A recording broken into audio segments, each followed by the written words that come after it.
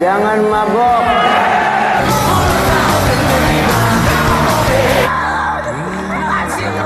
Gak suka sama temen gue. Peace, assalamualaikum warahmatullahi wabarakatuh. Hai kawan-kawan semuanya, semoga sehat selalu. Semoga dimudahkan rezekinya, waktu kecil disukai, mudah terkenal, tua kaya raya, dan mati masuk surga. Oke, kali ini Siapeng Film akan menceritakan film kisah nyata dari band Slank ketika mengalami keterpurukan karena keluarnya personil mereka dan juga berjuang berhenti dari ketergantungan narkoboinya. Film ini dibintangi Adipati Dolken sebagai Bim Bim, drum, Ricky Harun sebagai kakak vokalis, Aaron Ashab sebagai Ipanka, bass, Ajun Perwira sebagai Rido, gitaris, Depa Mahendra sebagai Abdi Negara, gitaris. Film ini berjudul Slank Gak Ada Matinya yang dirilis tahun 2013. Oke, tanpa berlama-lama langsung saja yuk Siapeng Film ceritain.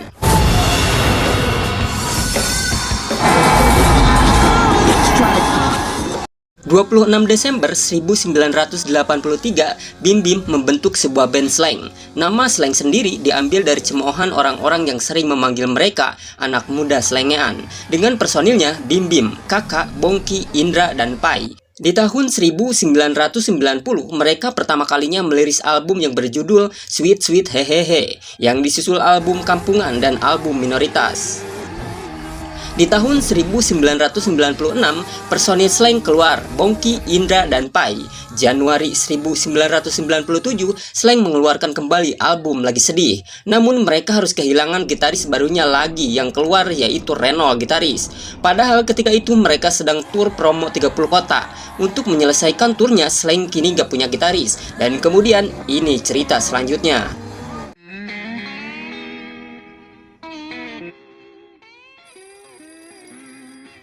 Di awal film kita diperlihatkan Ipan menelpon Abdi Negara, begitupun Rido ditelepon seseorang. Di sisi lain, di Gang Potlot 3 di markas Slank, tepatnya di rumah Bim Bim, kakak sedang diomelin seorang wanita yang bernama Penny. Penny ini sangat menyukai kakak, namun kakak malah menghindar, terlihat tidak peduli.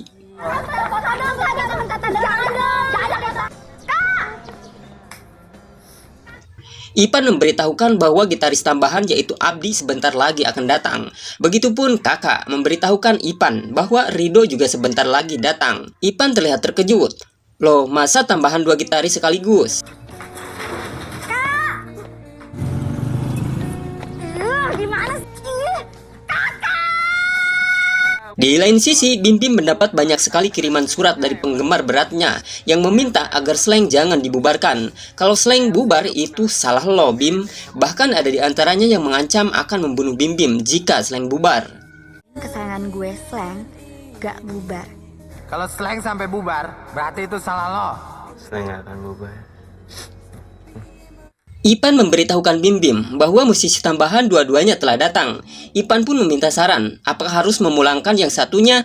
Namun Bim Bim lebih memilih memainkan dua-duanya, dan mereka pun mulai berlatih. Dan Bim Bim merasa suka dengan permainan gitar mereka berdua.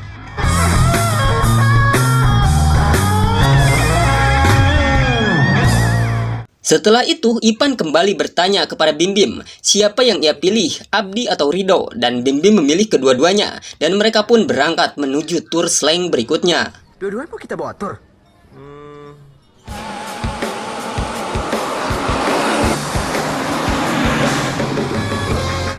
Gue baru dengar musiknya Slank. Slank pun sampai di sebuah hotel untuk istirahat, dan di sana mereka didatangi bidadari penyelamat yang bernama Alexandra untuk menjatuhkan keringatnya.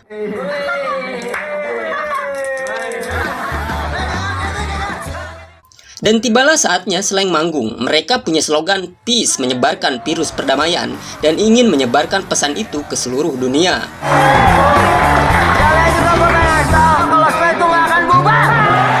Namun ketika asyik manggung, Bim Bim melihat salah satu penonton mengacungkan jari tengahnya, dan Bim Bim mengira penonton tersebut tidak menyukai Slank, sehingga Bim Bim menjadi marah lalu menghajarnya.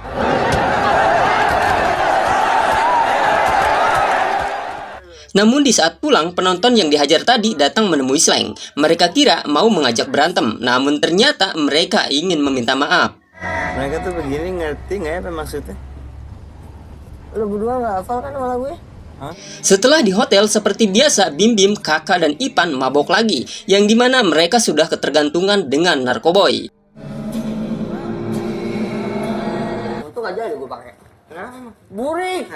Dan di keesokan harinya, sebelum konser lagi, Rido mengatakan sama Bim Bim bahwa ia akan membanting gitar ya, biar keren. Dan konsernya pun dimulai. Dan ketika Rido membanting gitarnya, sialnya ternyata gitar tersebut malah mengenai gitar yang lainnya. Sehingga Rido menyayangkan dan terus memikirkannya, karena gitar tersebut sangatlah mahal. Namun kakak mengatakan, sudahlah, jangan dibahas mulu, mendingan mereka happy-happy saja.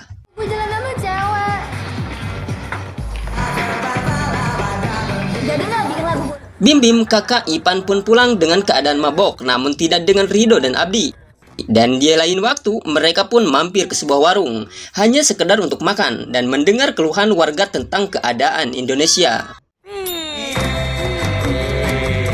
Di hari berikutnya, mereka pun konser kembali terakhir tur. Namun setelah itu, Slank mendengar dari ketua panitianya bahwa ia tidak ada duit, karena uang upah buat Slank dibawa kabur oleh panitianya. Sehingga Slank pun menyita mobil yang dibawanya sebagai gantinya. Setelah semuanya beres, Rido memanggil Bim Bim dan berterima kasih karena telah dibawa Slank manggung untuk tur. Dan itu sangat pengalaman banget buatnya, dan meminta Bim Bim mengajaknya lagi kalau ada manggung. Sebelum pergi, Bim Bim memberikan sebuah kaset. Ia mengatakan kalau Slank punya album baru, dan kalau Rido suka, ia boleh mengisi gitarnya. Dan mereka pun memulai latihan untuk album barunya. Dan terlihat mereka berlatih lagu berjudul Poppy's Land Memory. Dan kakak yang memainkannya, ia mengingat tentang kehidupan yang dijalaninya.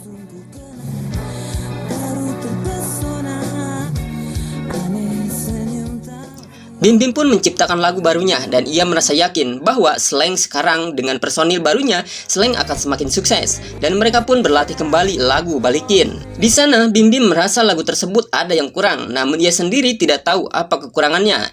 Dan ketika itu, saat Ipan akan merokok, Abdi mengambil korek gasnya dan meminta Bim Bim untuk mengulang lagunya. Maka dengan gesekan korek gas ke gitar, akhirnya terciptalah musik Balikin yang indah.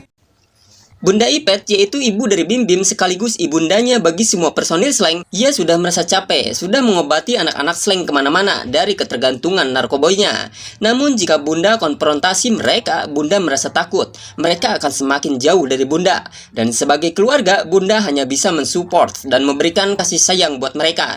Dan mereka tahu di Potlot sedang ada cinta buat mereka. Namun Ardi, yaitu kakaknya Bim Bim, mengatakan, tapi sekarang di Potlot bukannya ada cinta, tapi ada barang narkoboy. Sebentar lagi bukan hanya barang, tapi mayat mereka.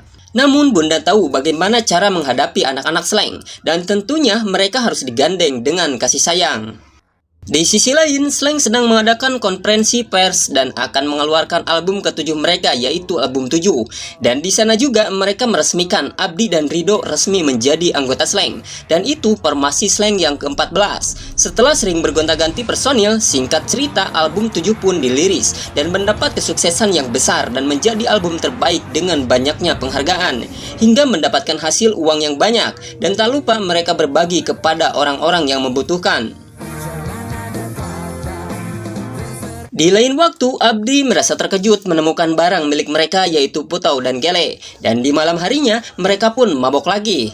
Sehabis pesta, kehabisan uang untuk pulang ke hotel. Namun untungnya ada Slankers di sana, hingga dianterin oleh mereka. Ngasih tahu ya, Slankers itu sebutan bagi penggemar musik slang, dan Slanky sebutan bagi wanitanya. Lanjut, di saat mau memasuki hotel, mereka dilarang masuk oleh satpam karena dikira gelandangan.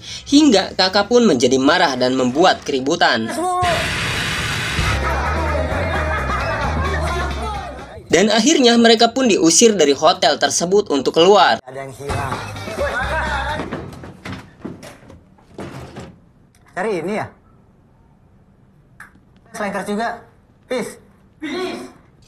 Slank pun manggung lagi, namun baru saja beberapa lagu, Bim Bim terlihat lesu dan keluar dari panggung. Sedangkan lagu yang mereka bawakan harusnya masih banyak. Dan rupanya diketahui Bim Bim turun dari panggung karena mereka tidak disediakan gele untuk ia teler saat manggung.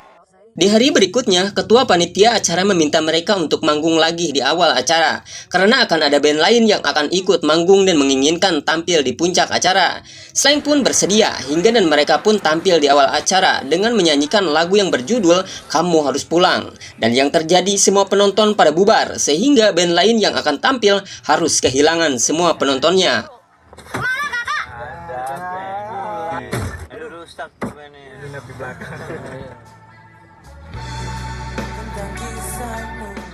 Di potlot terlihat 3 Slanky sedang menunggu Bim Bim untuk meminta tanda tangannya. Bim Bim pun melihat mereka dan mulai menyukai salah satu cewek di antaranya yang bernama Reni. Di saat latihan, Slank melihat berita pengunduran diri Presiden Soeharto. Karena waktu itu era reformasi, maka Slank pun mengeluarkan album kembali, yaitu Mata Hati Reformasi dengan meraih kesuksesan lagi. Dan di suatu hari, Bunda menemukan puntung rokok gele berserakan, sehingga Bunda pun mengumpulkan mereka, dan mengatakan Bunda menyediakan tempat untuk mereka latihan musik, bukan untuk tempat mabok, dan Bunda pun pergi dengan rasa kecewa dan sedih. Abdi mengatakan bahwa Slank tidak bisa terus begini, Indonesia saja bisa berubah, masa Slank tidak bisa berubah? Dan Slankers menyontoh mereka, kalau mereka mabok, mereka juga akan mengikuti Slank. Gua nggak pernah ngajak-ngajak orang. Orang kita nggak pernah nawarin apa-apaan ke mereka. Mereka semua itu kan hero idolanya. Bim Bim mendatangi Bunda dan tidak ingin Bundanya sedih, dan ia berjanji pasti akan berhenti. Tapi kan mereka mau tur manggung dulu. Bim Bim pun mengajak Bunda ikut tur agar Bunda tidak khawatir. Mama ikut kita tur aja.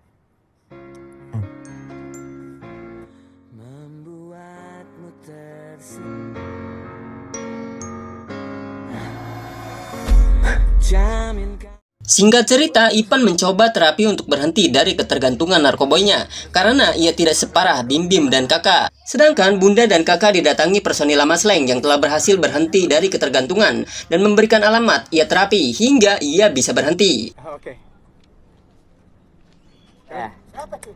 Itu personil lama. Rido dan Abdi mendatangi Ipan yang sedang berusaha untuk tidak mengkonsumsi narkoboy lagi, dan Ipan terlihat sekali tersiksa. Dan di saat itu Bunda datang memberitahukan bahwa Bim Bim mengamuk di kamarnya, menahan ketergantungannya. Di posisi lain, kakak masih belum mencoba untuk berhenti seperti Ipan dan Bim Bim. Udah diam aja, udah diam. Udah diam aja. Kalian gimana, Ben?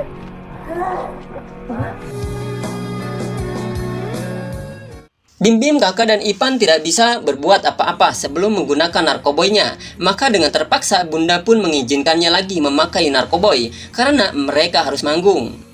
Di saat manggung itulah Bim Bim memberi pesan kepada semua Slankers agar mereka jangan mabok, jangan menggunakan narkoba, nanti mereka menyesal.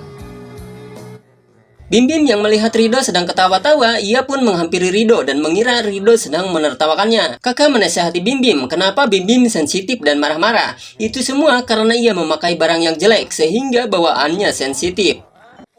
Melihat itu, Abdi melerai perkelahian mereka dan mengatakan bahwa untuk apa mereka menyebarkan pesan perdamaian jika Slank sendiri tidak bisa berdamai. Kita bawa pesan peace. Gue jadi nggak respect sama lo. Akibat kejadian itu, Rido memutuskan untuk keluar dari Slank, sehingga Slank vakum untuk beberapa saat. Kalau emang masih lo anggap mereka teman, lo tau lah mesti ngapain.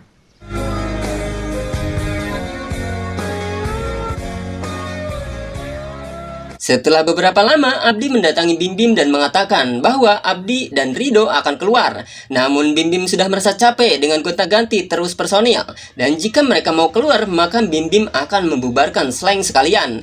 Namun Abdi tidak ingin Slank bubar, karena Slank sendiri namanya lebih besar dari nama personilnya. Dan Slank harus tetap ada sampai kapanpun. Slank harus tetap ada.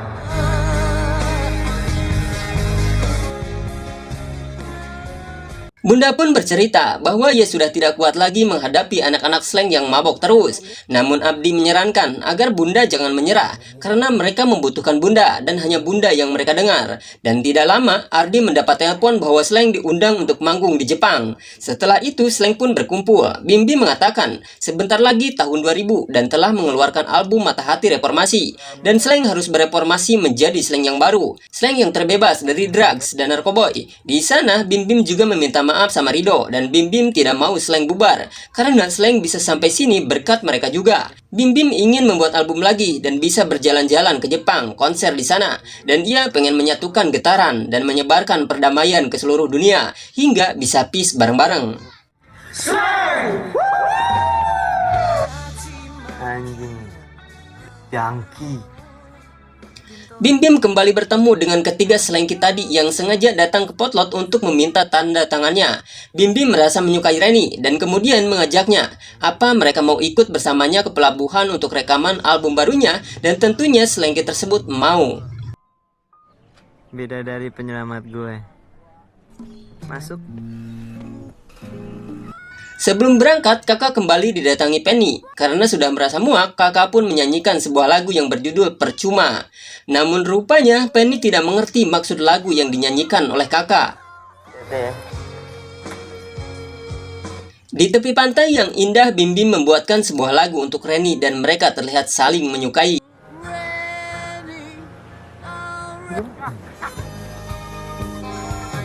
Liburan ke pelabuhan tersebut adalah hari terakhir kalinya mereka memakai narkoboy, dan Rido mengira jangan-jangan Bim Bim mengajaknya ke sana untuk bunuh diri. Namun Abdi mengatakan nggak mungkin, karena cita-citanya sebagai Slank terlalu besar, dan Pulau Biru yang indah penuh kedamaian mesti terjadi. Dan kemudian tibalah waktunya mereka untuk pulang.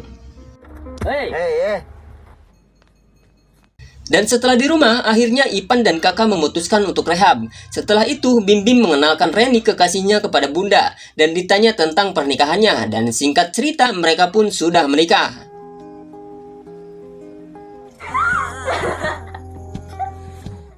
Kakak dan Ipan maka mendatangi dokter tempat rehab dan dokter memberikannya obat yang mana sangatlah banyak. Sedangkan Bim Bim yang sudah kehabisan stok narkoboynya ikut mendatangi tempat rehab juga dan memutuskan untuk berhenti juga. Kalau sampai ada bandar, Bapak langsung bawa aja.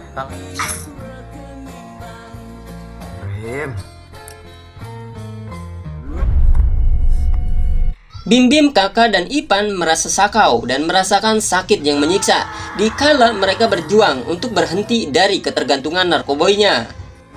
Kita sama-sama berjuang, Bu. Halo, Mas.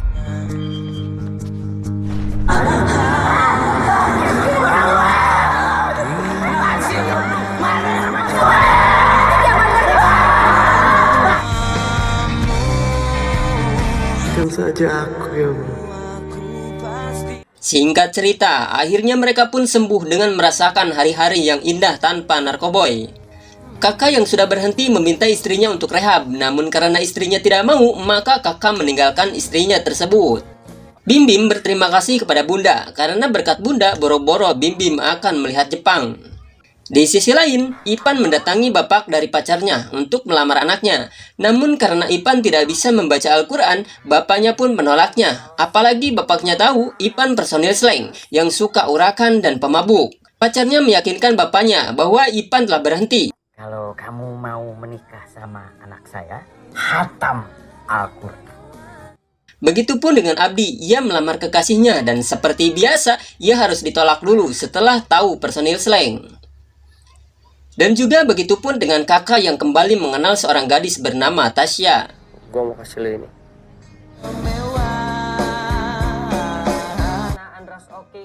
Singkat cerita, kakak pun menikah dengan Tasya. Begitupun setelah itu, Ipan berhasil menghatam Al-Qurannya.